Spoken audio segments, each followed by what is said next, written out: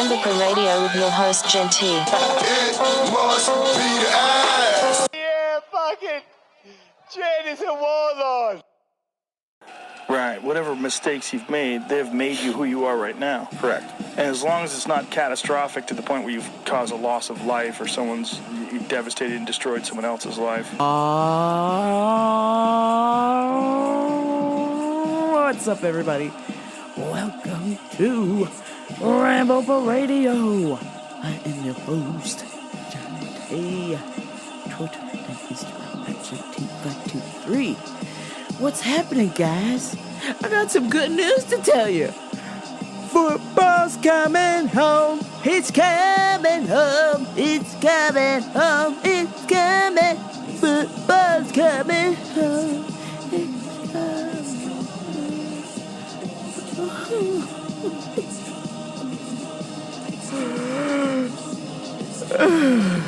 Football's not coming home. Oh, God. God damn it. Football's not motherfucking coming home. Turn that record off. I'm absolutely devastated. Football is not fucking coming back home. Unfucking believable. I cannot believe this shit. I needed a new sofa for the Rambopa Radio studios. Put all my bets on Mexico, they lost. Put all my bets on England, they lost. But that's right, folks. Your degenerate gambler radio show host, me, Rambopa, has one more dog left in this fight, and that's wee wee ho ho. Mon avion, mon oncle flew. France, viva la France. Je suis homosexual. Me. That's right. I got one more bet left, and that better fucking win. Oh, God, we must stop Croatia. You sneaky Frenchman. I need a win so badly here. Oh, God. Damn it. I can't say. As an American, I'm always disappointed because either America crashes out early or they don't make it at all. So my second hope is always England. And they suffer the same fate as well. But this time, the boys did such a fine job, made it almost to the end, have played the best football I have seen of that team in my lifetime. Congrats, even though they didn't win. They inspired a lot of people. This last month and a half, I have never seen so many people get together. Americans, Englishmen, Irishmen, everybody's all jazzed up about supporting England. They really wanted them to win. And I think the most important part of this all is that even though it's a silly football game or soccer, or whichever part of the world you listen to this and want to call it whatever, or maybe you don't like sports at all, bear with me, I'm almost done. It brought people together that wouldn't necessarily normally get together just to share a laugh or to be happy together. People, that's what the best part about the World Cup is. People are drawn together in the spirit of the game. Some people don't even like soccer, but they'll watch this because other people are watching it and it's something to chat about. And I love that part because it's just like for this month, we can just kind of get along and watch some football. Or people who don't like football or soccer can get together and bitch about how they don't like that it's on the TV and they could give two fucks. Oh, the point is, I like the togetherness that it brings, whether you like it or not. So I'm going to be sad that Sunday it will be all over and we can go back to hating each other. But I've enjoyed this month of love. So shout out to everybody who loves or hates the World Cup. Everybody coming together in the spirit of fun times. Speaking of not so fun times, my fucking neighbor. It is like goddamn 1776 outside of my window.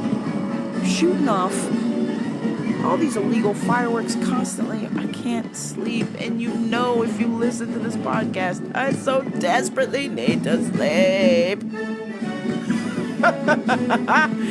It's bad enough my job has got these crazy hours. Now I gotta come home and try and rest. But oh wait, I got these fucking fireworks going off, these illegal fireworks. It's like goddamn George Washington's crossing the Delaware outside my house. It's like Chirac out there. Jeez. Do you mind, asshole?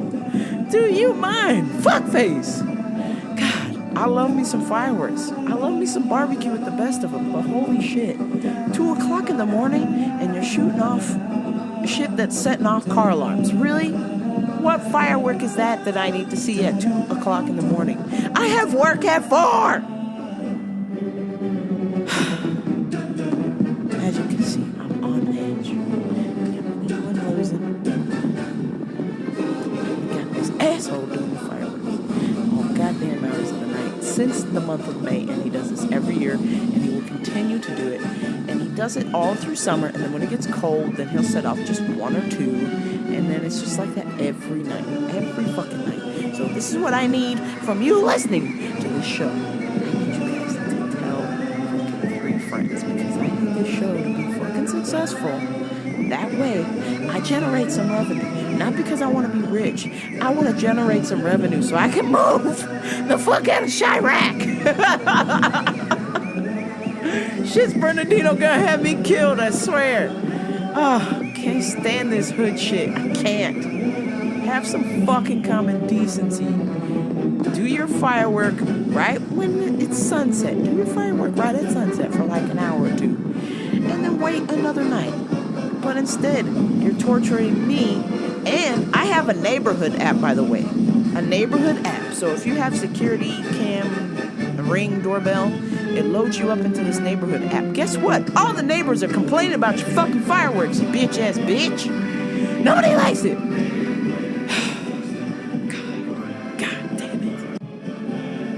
What I wouldn't give. So if you know somebody who wants to pay me millions of dollars to do this terrible podcast, it would be rad because A, I could move. And B, I could probably pay someone to help me get a night's rest. Oh, help. Send nudes, not dudes. Send nudes, not dudes. Some current events. We're jumping right into it with the UFC. No, this isn't very current that DC won 2 belts. That's not very current. But the next story I'll be getting to will be.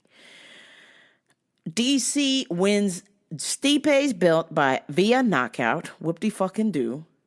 But the thing that I am upset about to no end is that this Brock Lesnar comes storming in the ring, WWE style, start fake pushing the camera, and DC's doing his fucking weeble wobble and his fucking just, oh, I'm the good guy, you gotta push me now routine. Ugh. Like, oh God, this is why people boo you, DC, because you're corny. You're doing some corny ass shit. Look, that guy pushed you. You know what you do? Kick him in the nuts. Poke him in the eye. Do some real shit. Don't be like, oh, give me the microphone so I can say something bad back. Oh, God, dude. And then Brock is not even in line. The kid's been out 2 years ago. He left because he failed the drug testing program and didn't want to be suspended. So this whole time he's been chilling in the WWE. Fine, go fuck yourself. Gustafsson is next in line. Alexander Gustafsson is next in line. And if he's not next in line, Curtis Blades is next in line. And if Curtis Blades isn't next in line, then fucking Volkov is next in line. Not Brock motherfucking Lesnar. No. I'm pretty sure homie has lost more fights than he's won. And quite frankly, should be at the back of the line. Oh no. DC in the press conference. I only want to take money fights. Cool. I totally get it.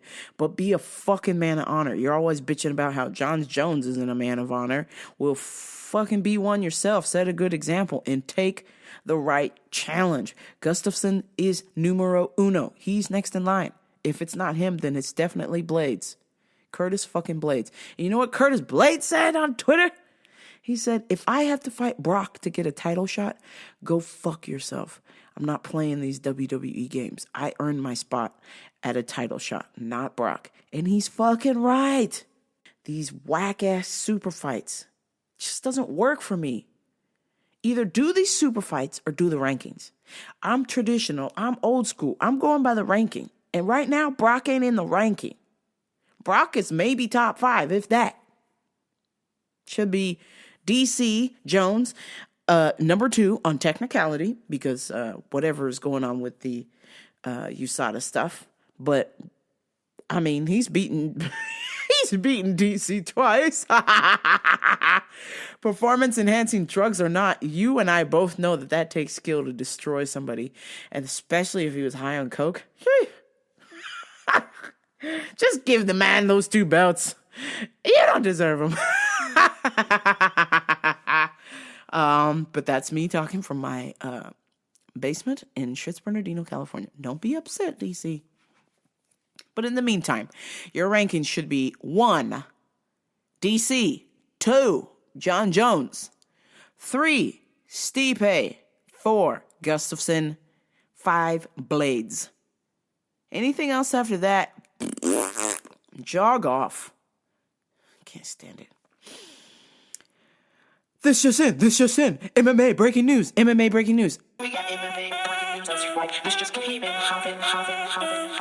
We got MMA breaking news, that's right. This just came in, hopping. We got MMA breaking news, that's right. This just came in, hot the press. We got MMA breaking news. Holy shit, breaking news for the MMA breaking news. MMA breaking news. Brendan Schaub, my boy, of the Below the Belt podcast, of the Fighter and the Kid podcast, former UFC veteran, my inspiration as he has now transitioned into stand-up comedy and killing it, and TV. Brendan Schaub ignites beef with Dana White, Uncle Dana. This just in. Holy shit. That's right. Dana White made a comment on Israel Adesanya's post based on some comments that Brendan Schaub made. And of course, we know that Brendan Schaub is a critic. He's not a critic. He's a former UFC veteran who knows how the game, who's been in the game, who quit UFC when all of this madness started happening. So he's got an inside look into how the UFC is running things, and he offers his opinion.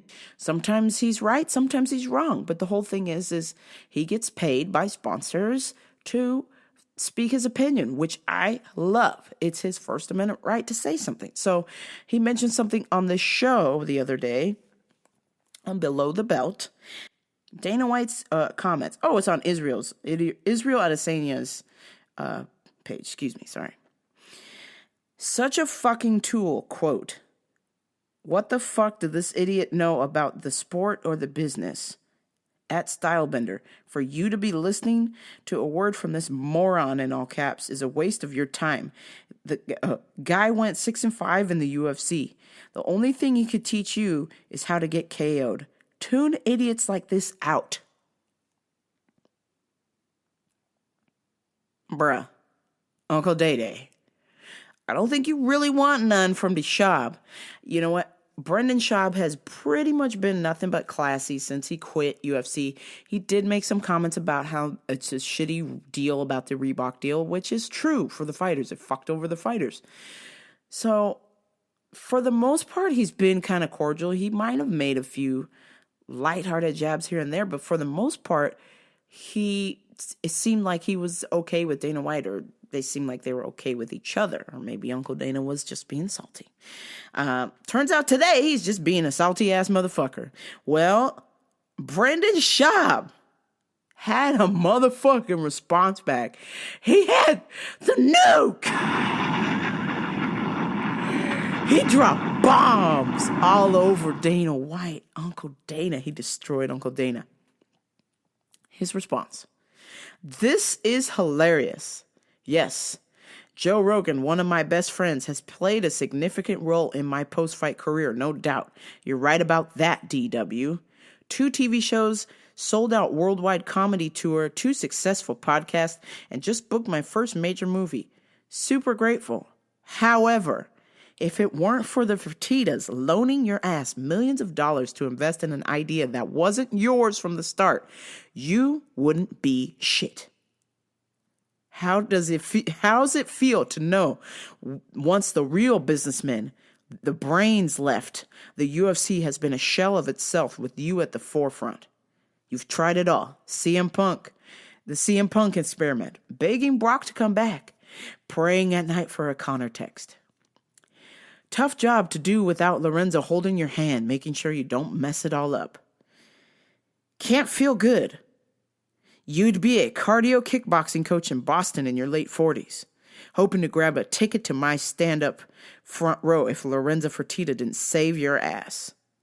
Also, this is in no way Eskimo Brothers. We should talk to one another. Last warning. Silence emoji. Oh! Hit that bomb. Damn, son. Damn. My boy B-Shop just destroyed Uncle Dana. He straight up said Eskimo Brothers. He admitted to Eskimo Brothers. And if you know what Eskimo Brothers means, then I will politely explain it again for those who don't. Eskimo Brothers is when 2 guys have had sex with the same chick at some point. And boy, oh boy, I could only imagine who B-Shop is talking about.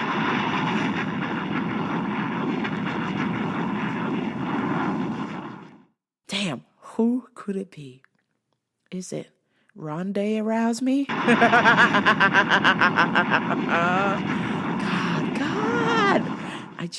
I'm hoping that Dana White will say something stupid again so Brendan can destroy him some more. God. Champion of the day goes to Brendan Schaub for that. Eskimo Bros. Damn. Straight up by Felipe Dana. Some good news. I'm so glad to mention this. The Thai boys that were trapped in the cave for over a month and these Navy SEALs that went to go save them, all of the Thai boys are home. I just am ecstatic, over the moon that they could save every single one of these boys. A thought that has come to my attention, the clip that I played earlier, whatever mistakes you have made are who you are now. And when I think about mistakes, as somebody who is ADD, not saying that to get some sort of sympathy, but just to classify, to give you an understanding exactly where my brain is at, people with ADD or children with ADD do not like to make mistakes. They don't like to have disruptions in the routine because it causes complete emotional distress. So, as a 30-plus-year-old mannish gay lady here talking to you, I suffer from the ADD, and it has been a lifelong struggle for me to get past mistakes. And I bring this up because I'm currently making one now.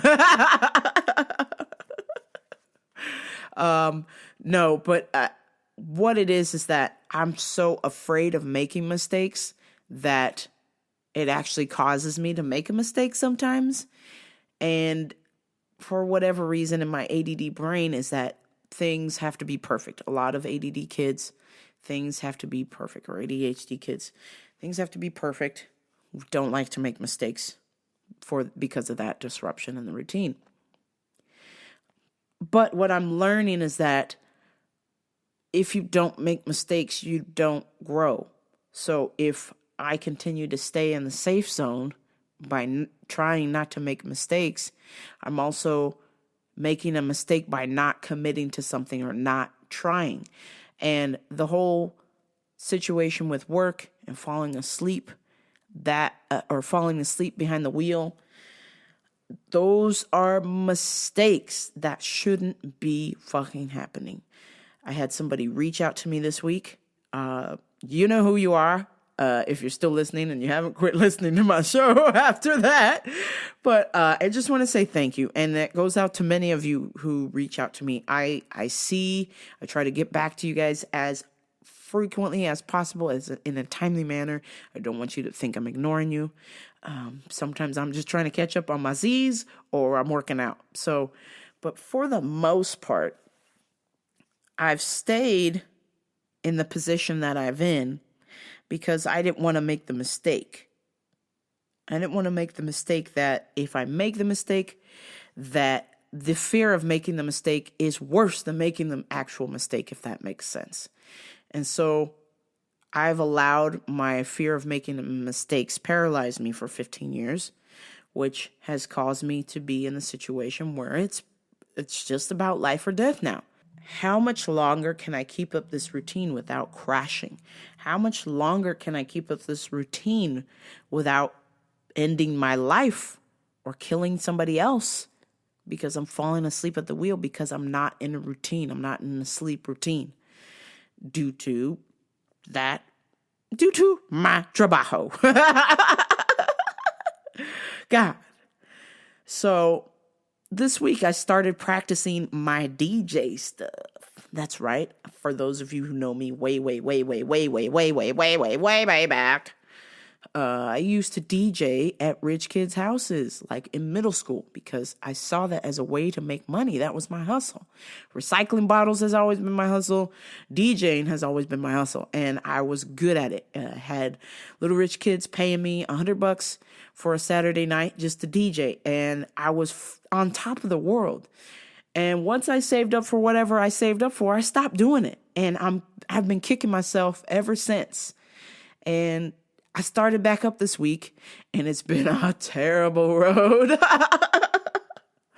It has been a tough road, but I happened to see another DJ that's really famous post something, and she said that it took her 6 months of just watching people before she even committed to something. So I figure if I give myself 6 months, I don't know if I actually have 6 months. I'm being honest, but I'm trying to give myself as much time because I am in no way, shape, or form able to perform in front of people at the state of my DJing at the moment. I know you're thinking, well, you don't sleep and now you're going to start DJing. That's really helpful. Well, I'm thinking of it as a secondary income, so maybe I work a little bit less. Is that the thought, people? Mm-hmm. I'm dumb. Not that dumb, but I'm dumb. But also it's something that I love to do and I have fun. So why the fuck wouldn't I do this and get paid? This seems like a win-win to me. And the end goal with this is if I can DJ and travel the world, that would be fucking sweet. Also another goal I've been working on, I've been doing back to scouting places to do my open mic. I really want to do my open mic in LA. That's the place where I know that my comedy will be somewhat suited. I know I might get some booze or nothing at all. But if I stay in the Shits Bernardino doing my comedy, or if I go to the Ontario Mills, somebody got fucking tasered there. It is straight hood as shit there, okay? I cannot do my shit in Ontario. I can't talk about gay stuff in Ontario. There's like maybe 5 gay people in Ontario. So they would be the only ones laughing while everyone else would be like, what the fuck is this? Or those will be the only 5 gay people that would be offended about the gay shit I'm talking about. So I know it's not ideal. I know some of the traditional comics I hear their voices saying, just go out and get out there and just go. But I feel like if I go to a place that's a little bit more, what's the word I'm looking for? Maybe a place that's not so PC like Los Angeles, that my comedy will do a little bit better. Because I'm going to say some offensive shit. And I just want to make sure I'm not going to get stabbed when I'm walking back to my car. Or tasered. But you get where I'm going with this. So, my dream place, I want to do My open mic is at the Ice House in Pasadena, and open mics are on Wednesdays, and I fucking work late nights. So I've got to find another spot in LA that's either doing open mic either on Monday or on a Friday or a Saturday, or maybe even a Sunday. But I'm back to basics, people. I'm getting back to doing the things that I love to do, and potentially, if there's a way that I can get paid for it, even better. I'm not trying to be rich. I'm not trying to be famous. I'm just trying to be in charge of my life. I'm just tired of people who don't know what the fuck is going on trying to tell me some shit like they know what's going on. I can just look at their face and I'm like, you don't know what's going on. So why are you trying to tell me what's going on? Fuck off. My ADD brain wants to sleep until noon and write jokes until 3 p.m. and then go do stand-up and then come home and do it all over again. But in order for me to do that, there's just one little thing standing in the way. And that's money. God. So I've been so desperately diligent about paying off any outstanding debts. I am almost done. I'm feeling like this year I got 3 cards paid off. I'm feeling like by Christmas I can get 2 more credit cards paid off and I'll be fucking free. I'll be free from the chains of the man. Jog off. I don't owe you shit, bitch. I don't owe you nothing. I cannot wait for the day because I know that's going to open up so many opportunities for me, so many doors. But in the meantime, I will continue to work on picking a place to do my stand-up at, and also DJing, because that can bring in some money for me to pay off my debt. And once my debts are paid off, well, then I can probably get some fucking rest, because I'll probably be working less. That is the goal. The goals. You listening, I hope you have some goals. Whether you're sick as a dog, whether you're struggling to make it, you have to push through. You have to believe you can get this done. And you also have to believe that you're destined to make a mistake. I hate fucking saying that. I wish I didn't have to say that word. But we are destined to make the mistakes, but mistakes only help us grow. The biggest thing for me is this quote that I saw from Russell Brand. And that was, you have to forgive anyone for everything. You can't carry the blame. You cannot carry the blame and use that blame to make sense of your life. You have to let it go. You have to be willing to make mistakes. And so I will ring this over and over and over in my head. Making mistakes means progress. And like my sensei Jesse says, unless somebody's dead or if somebody's being harmed, you can just make the mistake like on a chalkboard and just erase it and start all over. That's what you need to do. If it's not working, erase the chalkboard and start all over. Time for Customers of the Week. Oh my God. This lady calls the store.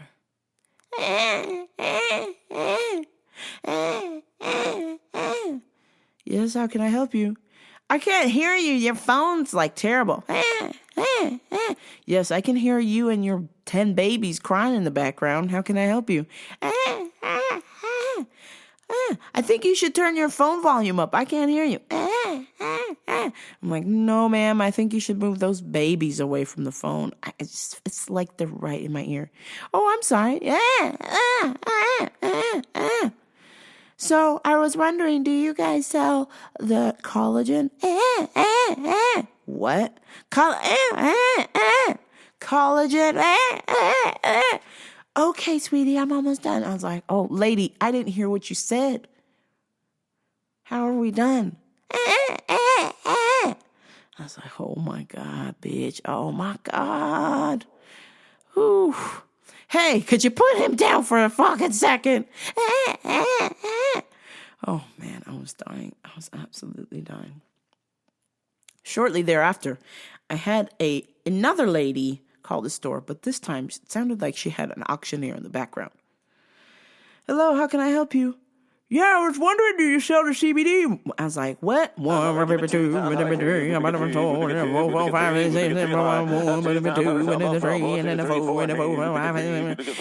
wondering, do you have the CBD?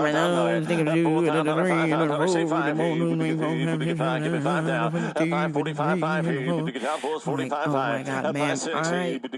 Is there a way you could use another phone? Because who's in the background is talking very loudly. Oh, let me check.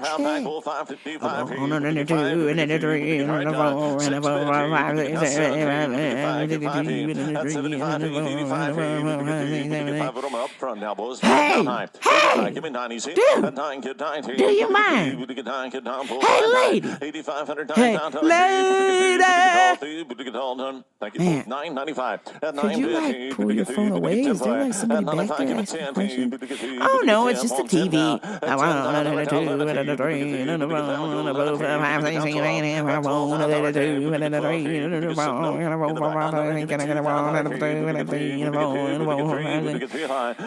Okay, bitch, you're watching Barrett Jackson. Turn this off. Did you call here asking for vitamins? What in the actual fuck are you doing? Oh yeah, I just wanted to know about the CBD. I want another 2 and another 3 and a 4 and a 4, 5, 6, 7, 8, 1, and a 2 and a 3 and a 4 and a 4 and a 5, 6, 7, 8. I had a coworker talking shit about me. And, you know, my thoughts are as follows.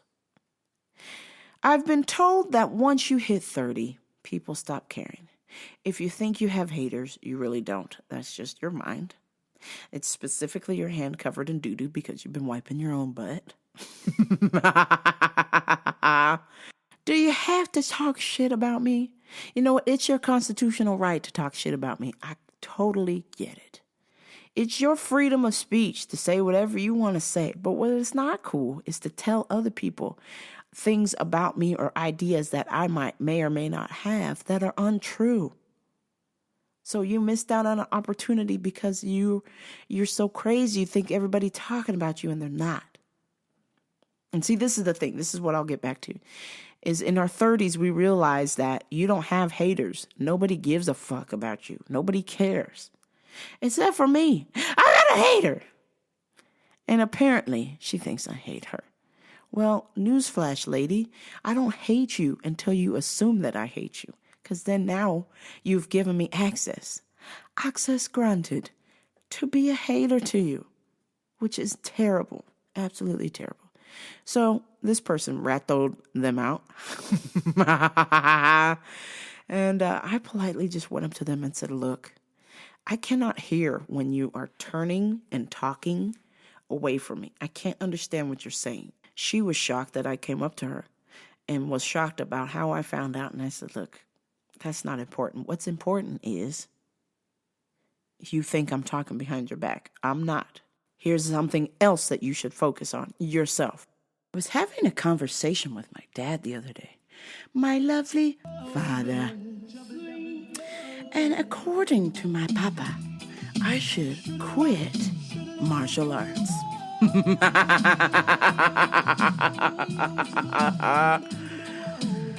Hey, Dad, how you doing?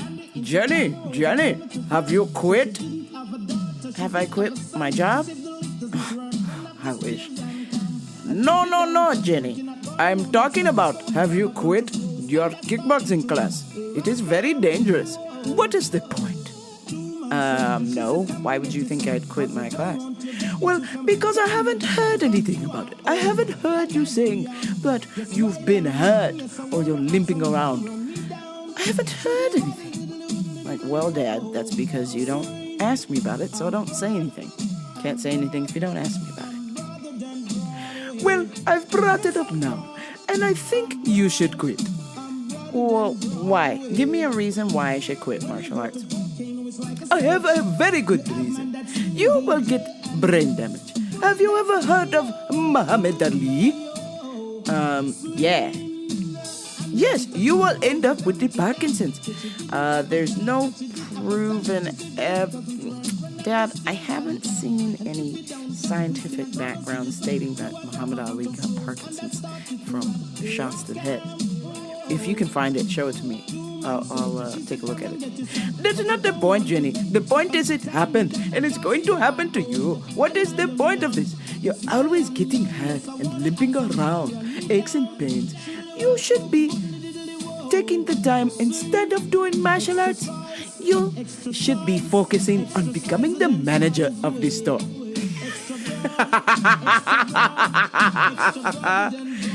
Oh, that's a good one, Dad. You have a good night. Why are you laughing? This is very serious. You have to preserve your brain. What is the point of getting brain damage? Then you will just be only able to clean toilets. If that, you'll probably be put in a home before I will if you keep getting hurt. I'm like, well, actually, I'm not hurt. I'm doing pretty good. Well, then why are you limping? Well, it's from bending down all day, actually. I've been dusting shelves. So I actually got hurt working, if you must know. Oh, maybe you'll need to work on your form.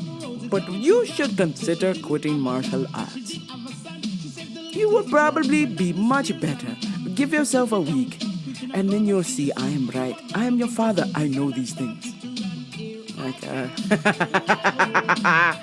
Thanks, Dad. Thanks for the information. You have a good night. Why don't you worry about your form?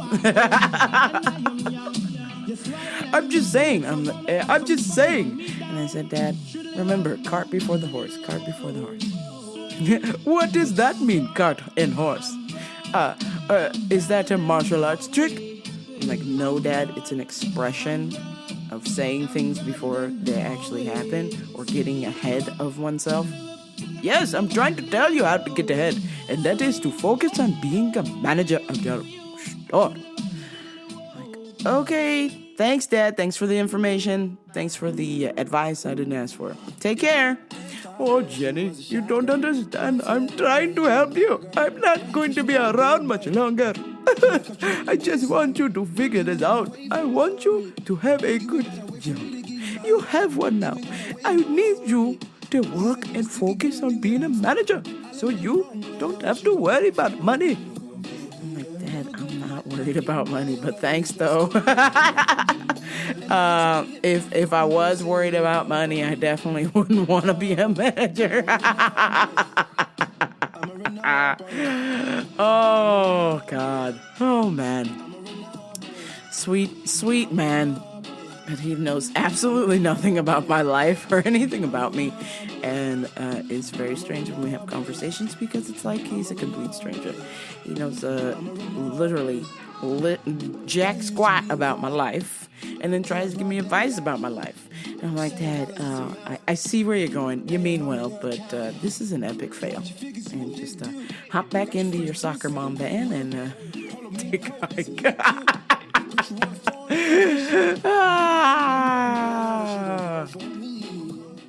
A last current event. Some crazy ass ladies fighting with the moving guy. Listen up. Motherfucker!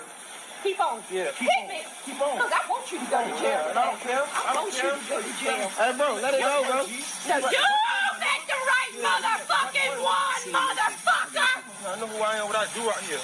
Guess what? I don't think you know who I am and what I do out here! Now take this shit off my grass! Stop spraying our people's stuff. That ain't your stuff. That's the fucking road, motherfucker. Hey, Get off my shit! Finish this shit, bro. Bro, we can't finish this shit. She out here. Oh, damn, we got to watch this shit, bro. No, you ain't staying call the here. police. You're not allowed to come up here and block shit. And you're not allowed to be on my property.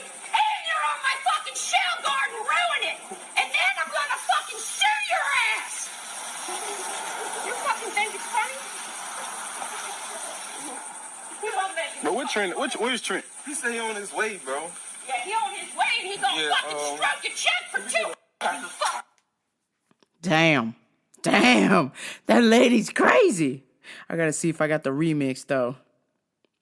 That lady's fucking wackadoo. So these two dudes parked too close to her grass, and they're moving stuff, and she about fucking lost her damn mind. Let me see if I got the remix here.